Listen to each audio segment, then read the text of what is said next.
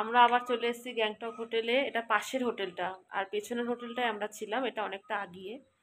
আর এই যে রুমটা দেখো, ওই একই রুম, একই সাইজ রুম, একই সাইজ রুম দেখো,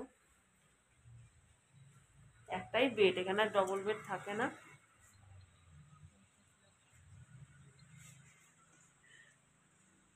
আর বারান্দাটা তোমাদের দেখাচ্ছি, বারান্দাটা কি, ব্যালকনি, সরু ব্যালকনি, ওটা ব্যালকনিও না, ওটা আর কি দাঁড়াবার মতনও না ওখানে। দেখো এই জায়গা কত বড় জানলা টাইপের আছে, জানলাই এটা, তারপর জানলাটা খুললে তো ব্যালকনি। আমি যাচ্ছি,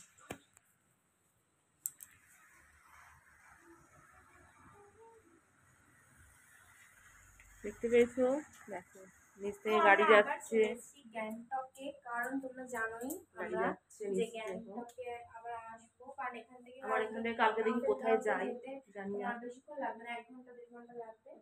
1-2 ঘন্টা লাগবে, হ্যাঁ 1-2 ঘন্টা না 1.5 ঘন্টা, জানি না তো কতক্ষণ এবার লাগবে। ডিসটেন্সটা যদি কম হয় তাই জন্য আমরা আবার চলেছি বুঝতে পারছি না কি গ্যাংটকে। আর করবো, আমাদের জানি না। ফিরেছি 7টার সময়, পুরো রাস্তা অন্ধকার, বৃষ্টি হচ্ছে, আচ্ছা বৃষ্টি হচ্ছে এখানে, প্রচন্ড ঠান্ডা, বৃষ্টি আর কুয়াশা, পুরো এত কুয়াশা চোখে দেখা যাচ্ছে না।